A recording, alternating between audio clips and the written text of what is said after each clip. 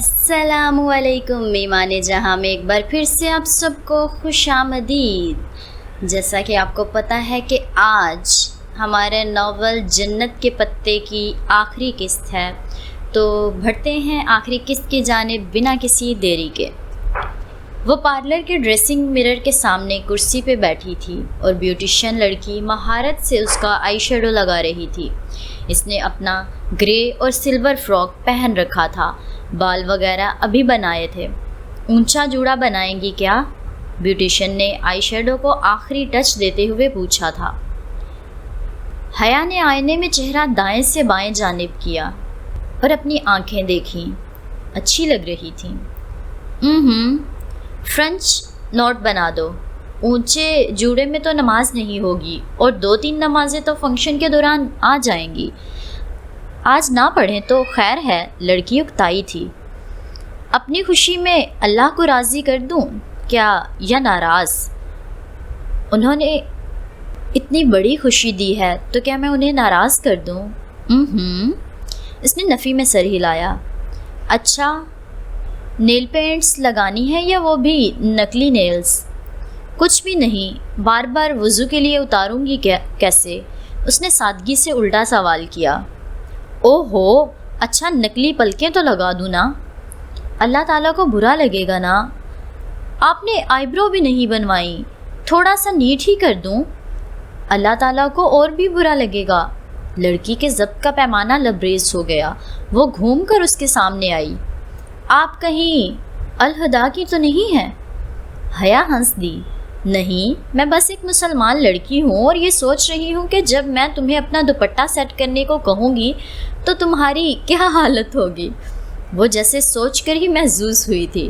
لڑکی نے اچنبھے سے اسے دیکھا۔ کیوں؟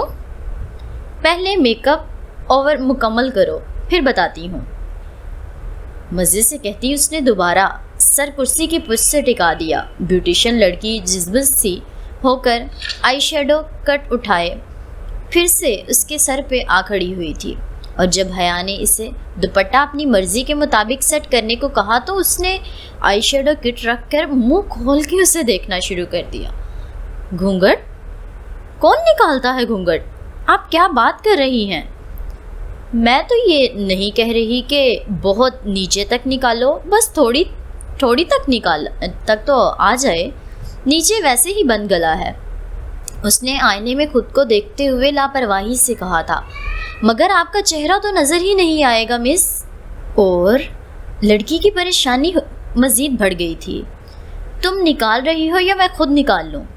اور بیوٹیشین کے پاس اس کی بات ماننے کے سوا کوئی چارہ ہی نہ رہا تھا۔ اس سے تو کوئی بعید نہیں تھی، اس نے جلدی خود سے دوپٹہ سیٹ کر دیا۔ اس نے ابا سے بہت کہا تھا کہ مکسڈ گیدرنگ نہ رکھیں، فوٹوگرافرز نہ ہوں، مگر ابا اور اماں نے ایک نہ سنی تھی۔ حیا، میں تمہارے پردے کا پھر کوئی ایشو نہیں سننا چاہتی۔ اماں تو باقاعدہ بیزار ہو گئی تھیں۔ حیا جانتی تھی کہ اس کے سامنے وہ کبھی اعتراف نہیں کریں گی کہ وہ اس کے پردے سے دل سے راضی تھی، مگر کیا فرق پڑتا تھا؟ اس نے اپنی کلاس فیلوز سے پوچھا، حجابی لڑکی دلہن بنتے ہوئے کیا کرتی ہیں کہ کوئی ناراض بھی نہ ہو اور حجاب بھی کیری کر لیں؟ جتنے آپشن نظر آئے ان میں سب سے بہترین یہی لگا تھا، گھونگھٹ، اور پھر نیچے سے دوپٹہ اتنا پھیلا کر لیا ہو کہ سطر پوشی کا فرض ادا کرے۔ اب کوئی اس کی تصویریں کھینچے یا نہیں، اسے پرواہ نہیں تھی۔ میرج ہال میں جب اسے برائڈل روم سے لا کر اسٹیج پہ بٹھایا گیا تو ثنا اس کے ایک طرف آ بیٹھی تھی۔ آج کے لیے ثنا اس کی اسسٹنٹ تھی۔ اپنی طرف سے تصاویر کھینچنے والوں کو وہ مسلسل منع کر رہی تھی۔ حیا آپا پردہ کرتی ہیں، پلیز فوٹوز مت کھینچیں، یا اگر کوئی اس کے گھونگھٹ پہ کچھ بولتا تو وہ جواب بھی دے رہی تھی۔ آپا کلاسیکل دلہن بنی ہوئی ہیں اور وہ گھونگھٹ نہیں اٹھائیں گی۔ کوئی چاچی، مامی، خالہ ساتھ آ کر بیٹھتی، پھر ذرا سا گھونگھٹ اٹھا کر چہرہ دیکھتی، سلامی دیتی، تعریف کرتی، یا جو بھی، سب ایسے تھا جیسے عموماً مہندی کی دلہن کا ہوتا ہے۔ اس کا گرے فراک پیروں تک آتا تھا، گھیرے میں پہ کافی کام تھا، گھونگھٹ تھوڑی تک گرتا تھا، نیچے دوپٹہ یوں کہ شکل میں پوری شکل پہ پھیلا کر سامنے ڈالا تھا۔ آستین پورے تھے اور وہ سر جھکا کر نہیں بیٹھی تھی، وہ گردن اٹھا کر پورے اعتماد کے ساتھ بیٹھی، ہر پاس آ کر بیٹھنے والی آنٹی سے بڑے آرام سے باتیں کر رہی تھی۔ لوگ برا تب مانتے ہیں جب دلہن اکڑ کر بیٹھے، اگر وہ خوش مزاجی سے بات کر رہی ہو پورے اعتماد کے ساتھ تو لوگ بھی نرم پڑ جاتے ہیں۔ البتہ کہنے والے تو کہہ ہی رہے تھے، یہ کیا کیا؟ میک اپ تو چھپ گیا، خراب ہو گیا ہوگا تبھی یہ کیا، ناٹک ڈرامے۔ مگر وہ اب اس مقام پہ تھی جہاں یہ سب باتیں ثانوی محسوس ہوتی تھیں۔ مشکلیں بہت پڑھ کر اب بہت آسان ہو رہی تھیں۔ جیہان اس کے ساتھ آ کر بیٹھا تو بہت دھیرے سے بولا تھا، ثابت ہوا کہ تم کچھ چیزوں میں واقعی بہت اسمارٹ ہو۔ بس یہی ایک فکرہ کہا اس نے اور پھر وہ جلدی سے اٹھ گیا۔ اسے یوں مرکز نگاہ بن کر بیٹھنا قبول نہیں تھا، بدتمیز نہ ہو تو۔ وہ پھر خود بھی زیادہ دیر اسٹیج پہ نہیں بیٹھی اور واپس برائڈل روم میں آ گئی۔ یہ نتاشا کا دن تھا، اب نتاشا کو پوری توجہ ملنی چاہیے تھی۔ خیر وہ پوری توجہ لے بھی رہی تھی۔ ساڑی کی پشت پہ زبردستی اس نے پلو ڈالا ہوا تھا، مگر وہ روہیل کا بازو تھامے مہمانوں کے درمیان ہنستی بولتی گھوم رہی تھی اور فاطمہ کو تو ہول اٹھ رہے تھے۔ جیہان بھائی کہہ رہے ہیں وہ ادھر آ جائیں۔ ثنا نے اس کو آواز دی۔ وہ جو برائڈل روم میں بیٹھی گھونگھٹ پیچھے گرائے لپسٹک ٹھیک کر رہی تھی چونک کر پلٹی۔ کیا وہ آ رہا تھا اس سے ملنے؟ اس کا دل زور سے دھڑکا تھا۔ ہاں بلا لو، وہ اور ثنا اکیلے ہی تو تھے۔ اچھا ہے، ثنا باہر چلی جائے گی اور وہ دونوں کم از کم بات تو کر سکیں گے۔ 2 دن سے تو وہ نظر ہی نہیں آیا تھا۔ ذرا سی دستک کے بعد دروازہ کھول کر جیہان اندر داخل ہوا۔ سیاہ ڈنر سوٹ، بال پیچھے کیے، بالکل جیسے وہ میٹرو میں لگا تھا پہلی بار۔ اب بھی ہینڈسم لگ رہا تھا، بلکہ نہیں، ہینڈسم ایڈیٹ لگ رہا تھا، کیونکہ وہ جو منتظر سے کھڑی تھی لبوں پہ ذرا سی مسکراہٹ لیا، اس کی مسکراہٹ غائب ہو گئی۔ جیہان کے ساتھ وہ سوبر اور لمبی سی سادہ ساڑی میں ثانیہ بھی تھی۔ حیا مائی وائف، اور حیا یہ میری بہت اچھی دوست ہیں، کولیگ بھی ہیں۔ ثانیہ بہت تہذیب اور شائستگی سے وہ دونوں کا تعارف کروا رہا تھا۔ بہت خوشی ہوئی۔ ثانیہ اسی سوبر سی مسکراہٹ کے ساتھ آگے آئی اور مسافے کے لیے ہاتھ بڑھایا۔ حیا نے بے مروت مسکراتے ہوئے ہاتھ تھاما اور ملا کر چھوڑ دیا، پھر ایک شاکی نظر جیہان پہ ڈالی۔ وہ بس اس لیے اس کے پاس آیا تھا، بدتمیز۔ بس تمہیں ملوانا چاہ رہا تھا ثانیہ سے، ان کے ہسبینڈ دوست ہیں میرے۔ جی ان سے تو بہت دفعہ مل چکی ہوں، وہ زبردستی مسکراتے ہوئے بولی تھی۔ جیہان نے بے ساختہ ماتھے کو چھوا۔ اچھا حماد نے نہیں ذکر کیا۔ ثانیہ نے جیہان کو دیکھا، وہ جو اف کے انداز میں ماتھے کو چھو رہا تھا فوراً سے پیشانی مسل کر ہاتھ نیچے لے گیا۔ ہاں وہ ہم ڈنر کر رہے تھے تو وہ مل گیا تھا۔ خیر ہم چلتے ہیں، سی یو۔ وہ حیا کو گھور کر ثانیہ کو راستہ دیتے ہوئے سامنے سے ہٹا۔ وہ ناقدانہ نگاہوں سے انہیں جاتے دیکھ رہی تھی۔ تمہارے پاس صابر کا نمبر ہے؟ میں اس سے کال کرنا چاہ رہا تھا تو۔ ہاں ٹھہرو تمہیں سینڈ کرتی ہوں۔ وہ دونوں اپنے اپنے سیل فون سامنے کیے باتیں کرتے ہوئے باہر نکل گئے۔ وہ پیر پٹک کر واپس کرسی پہ بیٹھی۔ اس آدمی کے ساتھ زندگی کبھی بھی فینٹیسی نہیں ہوگی، پہلے سے وہ جانتی تھی، مگر اب اس بات پہ یقین بھی آ رہا تھا۔ سب کچھ بہت مشکل تھا اور بہت مشکل ہوگا بھی، مگر خیر وہ ساتھ تو تھے نا۔ آہستہ آہستہ وہ اس سب کی عادی ہو جائے گی، اس نے خود کو تسلی دی اور پھر وہ دروازے کی طرف دیکھا جہاں سے ابھی بھی ثانیہ اور جیہان گئے تھے۔ یہ ثانیہ یہاں پہ میں آپ کو بتاتی چلوں کہ شروع میں ایک پنکی ملی تھی خواجہ سرا کے بھیس میں جو حیا کو، یہ وہی ثانیہ کا ہسبینڈ ہے جو ایک مال میں بھی ملا تھا، جس کے چہرے پہ داغ تھا۔ ذرا سی جھری کھلی تھی، وہاں سے میرج ہال کی روشنیاں، لوگوں کا رش، ہنستے بولتے مہمان، رنگ، خوشبو سب نظر آ رہا تھا۔ اس کے تنے اعصاب ڈھیلے پڑ گئے، لب آپ ہی آپ مسکرانے لگے۔ اس نے کلائی گھما کر دیکھی، بہارے کا نیکلس، بریسلیٹ کی صورت اس میں پہنا ہوا تھا اور اس کی سائڈ پہ خالی کنڈے میں اب ایک موتی جھول رہا تھا، سیاہ موتی۔ وہ سفید موتی نہیں بن سکی تو کیا ہوا، سیاہ موتی بننے میں بھی کوئی حرج نہیں تھا۔ کیا پھر موتی تو وہ ہوتا ہے نا جس کی کالک بھی چمکتی ہے۔ صبح کا دودھیا پن اسلام آباد کی پہاڑیوں پہ چھایا ہوا تھا۔ گزشتہ رات کی بارش کے باعث سرمئی سڑکیں ابھی تک گیلی تھیں۔ اس نے کچن کی کھڑکی پہ کا پردہ ہٹایا، جالی سے روشنی اور ہوا اندر جھانکنے لگی، تازگی کا احساس۔ تبھی دیوار میں نصب اوون کھانا پکنے کی گھنٹی بجانے لگا۔ وہ آگے آئی اور اوون کا دروازہ کھولا، پھر دستانے والے ہاتھ سے ٹرے باہر نکالی۔ پگھلے ہوئے پنیر سے سجا گرم گرم پیزا تیار تھا۔ اس نے چہرہ ذرا جھکا کر سانس اندر اتاری۔ خستہ اشتہا انگیز خوشبو۔ جیہان کو پسند آئے گا، تعریف نہیں کرے گا، البتہ تھوڑا کھائے گا اور اس پہ بھی کئی دن ایکسرسائز کا دورانیہ بڑھا کر ان کیلوریز کو برن کرنے کی کوشش کرتا رہے گا۔ اپنی فٹنس اور صحت کے بارے میں وہ آج بھی اتنا ہی کانشیس تھا جتنا 4 سال قبل ان کی شادی کے وقت تھا۔ یعنی یہاں یہ پتہ چل گیا کہ حیا اور جیہان کی شادی ہو چکی ہے اور 4 سال کا عرصہ گزر چکا ہے۔ اس نے ٹرے اندر دھکیلی اور اوون کا ڈھکن بند کیا۔ اب جیہان آفس سے آ جائے گا تب ہی وہ اسے نکالے گی۔ ساتھ ہی اس نے پلیٹ کی سجاوٹ شروع کر دی اور پلٹ کر گھڑی کو دیکھا۔ ابھی اس کے آنے میں کافی وقت تھا۔ آج ویسے ہی حیا کے سارے کام جلدی ختم ہو گئے تھے، اب کیا کرے؟ سبین پھپھو کی کسی پرانی دوست کے بیٹے کی شادی تھی سو وہ کراچی گئی ہوئی تھیں۔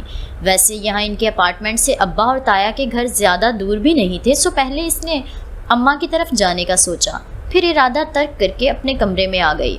جیہان اور اس کے بیڈ روم بہت نفاست مگر سادگی سے سجے ہوئے تھے۔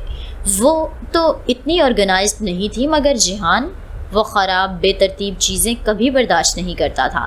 اس کے ساتھ رہ کر وہ بھی کچھ تو سیکھ ہی گئی تھی۔ خدیجہ کا کمرہ گو کے ساتھ والا تھا مگر وہ ابھی اتنی چھوٹی تھی، بس 3 سال کی، کہ یہ کمرہ اس کا بھی تھا۔ اس وقت بھی وہ کارپیٹ پہ بیٹھی بلاکس کو توڑ کر پھر سے جوڑنے میں لگی تھی۔ ٹوٹے بلاکس ایک طرف تھے، جڑے ہوئے ایک طرف، بے ترتیبی میں بھی ترتیب تھی۔ باپ کی طرح وہ بھی کلٹر نہیں پھیلاتی تھی۔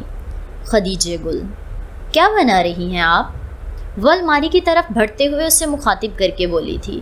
پٹ کھول کر اس نے لیپ ٹاپ کا بیگ نکالا اور پلٹ کر اپنی بیٹی کو دیکھا جو اس کے سوال پہ سر اٹھا کر اسے دیکھنے لگی تھی۔ وہ سلیو لیس سرخ فراک میں ملبوس تھی مگر نیچے سے اس نے کوہنی تک آتی پنک شرٹ پہن رکھی تھی، جرابیں بھی پنک، نرم گہرے بھورے بال پونی میں بندھے تھے۔ جیہان اس کے بال کٹوانے نہیں دیتا تھا، اسے لمبے بال پسند تھے مگر صرف خدیجہ کے۔ خدیجہ کی ماں کے بالوں کے بارے میں وہ رائے نہیں دیا کرتا تھا۔ گوری گلابی رنگت، اٹھی ہوئی ناک اور جیہان جیسی آنکھیں، وہ جیہان کی ہی بیٹی تھی اور جیہان کو لوگوں کا خدیجہ کو اس سے ملنا بہت پسند تھا۔ اس نے حیا سے صرف اچھا قد لیا تھا مگر میں تم سے زیادہ لمبا ہوں، اس کا قد بھی مجھ پہ گیا ہے، وہ شانے اچکا کر بے نیازی سے کہتا تھا۔ نتھنگ۔ خدیجہ گل نے ذرا سے شانے اچکا کر نفی میں سر ہلایا اور واپس کام میں مگن ہو گئی۔ حیا نے جب اس کا نام خدیجہ گل رکھا تھا تو جیہان نے اعتراض نہیں کیا تھا۔ تم اپنی پسند کا نام رکھ لو، میں تو جو نام بھی بتاؤں گا آگے سے کہو گی اب اس نام کی اپنی پرانی دوست کا حلیہ بھی بتاؤ جس کی یاد میں یہ رکھنا چاہتے ہو۔ ویسے اتنا غلط بھی نہیں تھا وہ۔ سو اس نے اپنی بیٹی کا نام خدیجہ گل رکھا تھا، میری 3 بہترین دوستوں کی یاد میں۔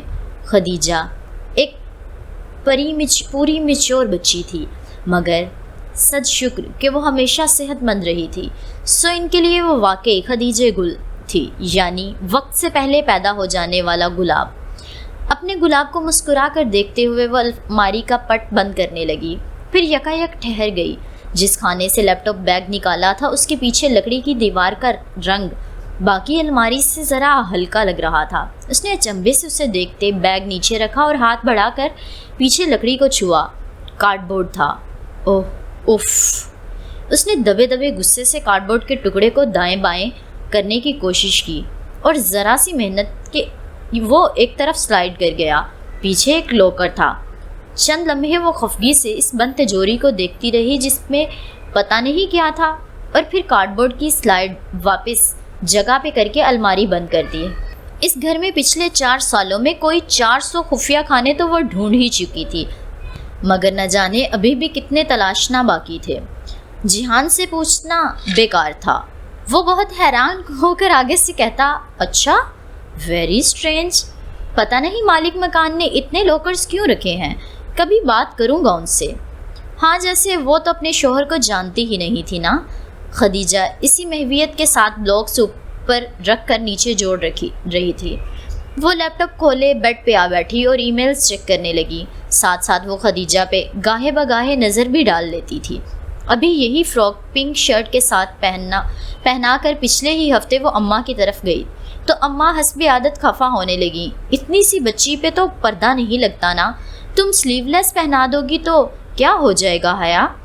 آف کورس اماں، اس پہ پردہ لاگو نہیں ہوتا، مگر میں اسے کوئی زبردستی کا اسکارف تو نہیں اڑا رہی نا، صرف آستین پورے پہناتی ہوں۔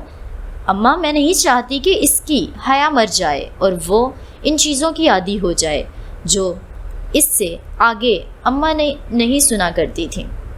وہ آج بھی حیا کے پردے کے سب سے زیادہ مخالف تھیں، لیکن وہ کہاں پردہ کرتی تھی؟ ہاں، کسی کا دل چیر کر تو ہم نہیں دیکھا ہوتا نا، مگر وقت اور تجربہ یہ اندازہ کرنا تو سکھا دیتا ہے کہ کون دل سے کچھ کہہ رہا ہے اور کون صرف زبان سے۔ اماں بھی صرف زبان سے کہا کرتی تھیں۔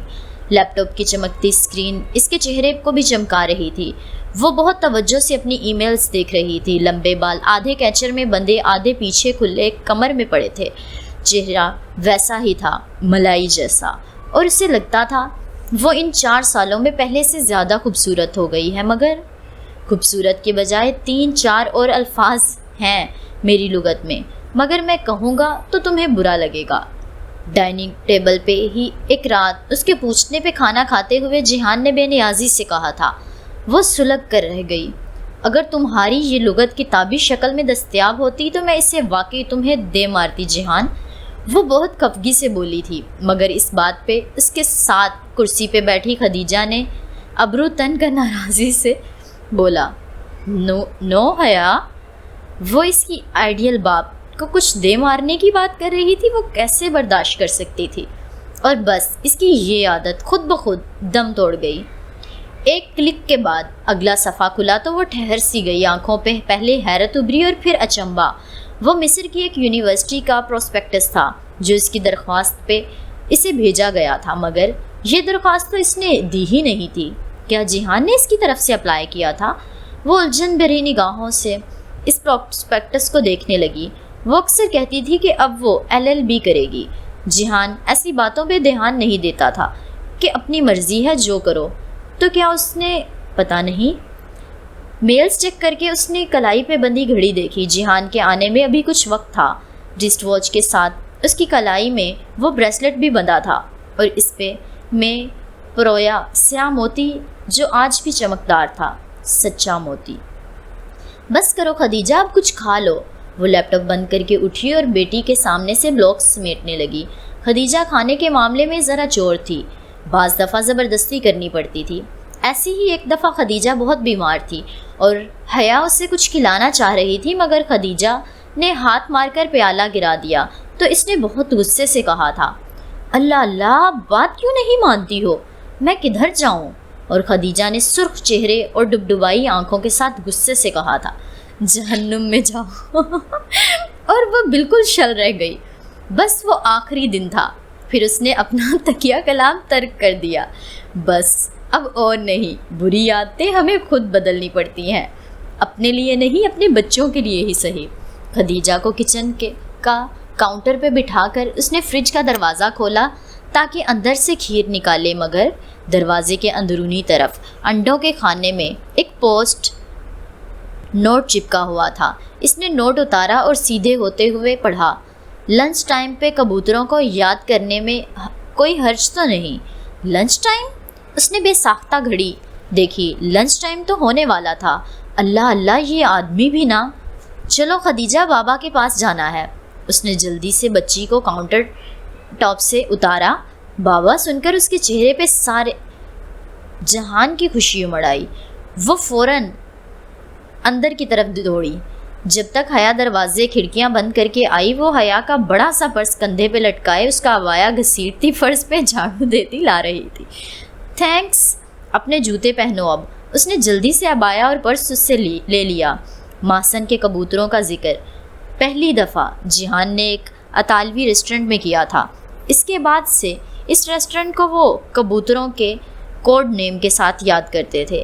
لیکن کیا تھا اگر وہ صبح ناشتے پہ کہہ جاتا کہ لنچ باہر کریں گے، مگر نہیں، وہ انسانوں کی زبان میں بات کر ہی نہیں سکتا تھا. صبح سے اتنی دفعہ فریج کھولا، پتہ نہیں کیوں نظر نہیں پڑی. اف. آدھے گھنٹے بعد وہ اپنے شریر کے سیاہ بائے میں ملبوس خدیجہ کی انگلی تھامے ریسٹورنٹ کی سیڑھیاں چڑھ رہی تھی. اوپر آ کر دیکھا کونے والی میز خالی تھی. وہ وہیں کہیں، مگر جب تک وہ بیٹھ نہیں جائے گی وہ نہیں آئے گا. ویسے وہ اس طرح بہت کم باہر بلاتا تھا. یقیناً اب بھی کوئی ایسی بات تھی جو وہ گھر میں نہیں کرنا چاہتا تھا. خدیجہ کو مخصوص کرسی پہ بٹھا کر وہ جیسے ہی بیٹھی اسے وہ سامنے سے آتا دکھائی دیا. گرے کوٹ بازو پہ ڈالے، کف موڑے، ٹائی ڈھیلی، سنجیدہ چہرہ اور ہمیشہ کی طرح ہینڈسم. اس کے سامنے کرسی کھینچ کر بیٹھتے ہوئے وہ بولا تھا، مرحبا، کیا حال ہے؟ پھر موبائل والیٹ میز پہ رکھتے ہوئے اس نے جھک کر خدیجہ کے دونوں گال باری باری چومے. اپنی بہت سی ترک عادات کو وہ ترک نہیں کر سکتے تھے. بابا یو نو واٹ. خدیجہ چہک کر جلدی سے کچھ بتانے لگی تھی اور وہ توجہ سے مسکراتے ہوئے سن رہا تھا. آدھی تو یقیناً حیا کی شکایات تھیں. نہیں، وہ ماما کہنے کا تکلف نہیں کیا کرتی تھی. وہ وہی کہتی تھی جو اس کا باپ کہتا تھا. جب آرڈر سرو ہو چکا تو وہ اس کی طرف متوجہ ہوتے ہوئے بولا، اور سب ٹھیک ہے؟ تمہید کو کٹ کرو جہان، اور اب بتا بھی چکو کہ کیا بات ہے. نہیں، اتنا کچھ خاص نہیں ہے، بس ایسے ہی. وہ چھری کانٹے کی مدد سے اسٹک کا ٹکڑا توڑتے ہوئے لاپرواہی سے بولا تھا. بہت خاص بات ہے اور گھر پہ نہیں ہو سکتی تھی. یہ فکرہ اس نے کہا نہیں تھا، مگر حیا توجہ سے سر ہلاتی اس کو سنتے ہوئے خود ہی ذہن میں اس کے الفاظ ڈی کوڈ کر رہی تھی. اصل میں کچھ آگے کا سوچ رہا ہوں. مجھے آگے کا اسائنمنٹ مل گیا ہے اور اوپر سے حکم آیا ہے کہ کچھ دن کے لیے تھوڑا سا گھومنے پھرنے باہر چلا جاؤں. یعنی یہ 1-2 سال تو کہیں نہیں ہوں گے. حیا نے سمجھ کر سر ہلا کر اسے مزید بولنے دیا. زیادہ دور نہیں، بس قریب ہی. میل چیک کی تم نے آج؟ حیا نے بس ہاں میں گردن ہلائی، بولی کچھ نہیں. قریب یعنی کہ مصر وہیں سے میل آئی ہے نا؟ تمہارا کیا خیال ہے؟ وہ سنجیدگی سے اس کو دیکھتے ہوئے پوچھ رہا تھا. تم رہ لو گی اتنا عرصہ؟ حیا نے سوچا کہ وہ یہی سوچ رہا ہے اور یہی پوچھنا چاہ رہا ہے. حیا نے شانے ذرا سے اچکائے. جیسے تمہاری مرضی. دل البتہ بہت اداس ہو گیا تھا. تو بالآخر وہ لمحہ آن پہنچا تھا جب اس سے ایک فوجی کی بیوی کا کردار ادا کرنا تھا. گھر رہ کر برسوں انتظار کرنے والی بیوی کا. خدیجہ بڑی ہو جائے گی اور پھر پتہ نہیں وہ کب اپنے باپ کو دوبارہ دیکھ پائے گی. زندگی بھی بہت غیر یقینی چیز تھی. خدیجہ تو میرے بغیر رہ لے گی. ممی کے ساتھ اس کی بہت بنتی ہے. وہ بھی حیا کی طرح شاید اس کی سوچ کو ڈی کوڈ کر کے بولا تھا. مگر تمہارے لیے مشکل ہوگا. جانتا ہوں تم مجھے مس کرو گی. وہ ذرا سا مسکرایا. میں تمہیں مس کروں گا، مگر قیامت تک اس بات کا اقرار نہیں کروں گا. یہ بھی حیا نے سوچا تھا. اچھا تو پھر یہ کہ اس نے پلیٹ پرے کرتے ہوئے حیا کو دیکھا. میں ایک ایسا کور بنانا چاہ رہا ہوں جس سے مجھے شاید کسی یونیورسٹی میں کچھ عرصے کے لیے پڑھانا پڑے. تمہیں بھی آگے پڑھنے کا شوق ہے تو کیوں نہ ہم یوں کریں کہ خدیجہ کو ممی کے پاس چھوڑ دیں اور تم میری اسٹوڈنٹ بن کر میری کلاس میں انرول ہو جاؤ. یہاں پہ آ کر اس نے مسکراہٹ دبائی. ہاں، لیکن میں اس بات کی یقین دہانی کروں گا کہ تم میری سے زیادہ ڈانٹ کھانے والی اسٹوڈنٹ ہوگی. اچھا، اور تمہیں لگتا ہے کہ میں مان جاؤں گی؟ وہ ذرا توقف کے بعد بولی تھی۔ ترکی کے ان 5 ماہ کی طرح ایک دفعہ پھر تم ڈرائیونگ سیٹ میں ہوگے اور ہر چیز کنٹرول کرو گے؟ ہاں تو میرا خیال ہے کہ یہ ایک اچھا آئیڈیا ہے، مگر تھوڑی سی تبدیلی کی گنجائش ہے۔ اس سارے میں وہ پہلی دفعہ مسکرائی تھی، ہتھیلی تھوڑی تلے رکھے وہ بہت مطمئن سی اسے دیکھتے ہوئے کہہ رہی تھی، ہم اپنی جگہ سویپ کر لیتے ہیں۔ مطلب؟ وہ الجھا تھا۔ مطلب کہ میں ٹیچر ہوں گی اور تم میرے اسٹوڈنٹ ہوگے، اور ہاں، میں اس بات کی یقین دہانی کروں گی کہ تم میرے سب سے زیادہ ڈانٹ کھانے والے اسٹوڈنٹ ہوگے۔ اور تمہیں لگتا ہے کہ میں مان جاؤں گا؟ ہاں، کیونکہ اس دفعہ میں ڈرائیونگ سیٹ میں ہونا چاہتی ہوں اور تمہارے پاس فیصلہ کرنے کے لیے 10 سیکنڈ ہے۔ اس نے ساتھ ہی گھڑی دیکھی۔ حیا؟ وہ جھنجھلایا تھا۔ خدیجہ نے سر اٹھا کر اسے دیکھا اور پھر حیا کو، اور پھر سے جہان کی پلیٹ سے اسٹک کے ٹکڑے اٹھانے لگی۔ وہ ہمیشہ اس کی پلیٹ سے کھاتی تھی۔ ڈیل؟ حیا نے ابرو اٹھا کر پوچھا اور دوبارہ گھڑی دیکھی۔ وہ ذرا ناخوش سا لگ رہا تھا۔ چند لمحے کے لیے کچھ سوچا اور پھر شاید اسے کوئی اپنا فائدہ نظر آیا تھا، تبھی بولا، اوکے ڈیل، مگر اس نے نیپکن سے ہونٹ تھپ تھپاتے ہوئے کہا، یہ یاد رکھنا کہ تم ہمیشہ مجھ سے 2 قدم پیچھے رہو گی۔ دیکھتے ہیں، مگر تم یہ یاد رکھنا کہ کچھ دن بعد تم مجھے میڈم کہو گے۔ جواب میں وہ دھیمی آواز میں خفگی سے کچھ بڑبڑا کر والیٹ کھولنے لگا۔ حیا نے آسودہ مسکراہٹ کے ساتھ اسے دیکھا۔ خدیجہ ابھی تک اس کی پلیٹ سے ہی کھا رہی تھی۔ مصرا، قاہرہ، مصر یونیورسٹی۔ کون جانے کہ اس نئے سفر پہ اسے اس کی بچھڑی ہوئی دوستیں واپس مل جائیں گی۔ کون جانے کہ عائشہ اور بہاریں بھی مصر میں رہتی ہوں۔ کون جانے کہ عائشہ آج بھی ویسی ہی سادہ اور مذہبی لڑکی ہو، مگر بہاریں ایک خوبصورت ٹین ایج لڑکی میں بدل گئی ہو۔ جہان کو جاب کی وجہ سے ان سے رابطہ کرنے کی اجازت نہ تھی، مگر حیا نے اپنے سامنے موجود دونوں نفوس کو دیکھتے ہوئے زیر لب مسکراتے ہوئے سوچا، مگر کون جانے کہ حیا نے ان سے رابطہ کبھی ترک ہی نہ کیا ہو، کیونکہ چیزیں جتنی ناممکن ہوتی ہیں وہ اتنی ہی ممکن بھی تو ہوتی ہیں نا، مگر کون جانے۔ جی تو یہاں ہمارے جنت کے پتوں کا سفر ہوا ختم، اور اب آپ سب نے مجھے کمنٹ باکس میں ضرور بتانا ہے کہ آپ کو ناول کیسا لگا تھا۔ اگر میری ریکارڈنگ میں، آڈیو بک میں کسی قسم کی بھی آپ کو لگا ہے کہ امپروومنٹ کی ضرورت ہے تو مجھے ضرور بتائیے گا، مجھے بہت اچھا لگے گا۔ اور آپ کے لیے خوشخبری کہ نیکسٹ میں ناول شروع کرنے والی ہوں مصحف بائی نمرہ احمد، ہم سب کی فیوریٹ نمرہ احمد۔ تو دعاؤں میں یاد رکھیے گا اور ملیں گے اگلے ناول کے ساتھ، تب تک کے لیے اللہ حافظ۔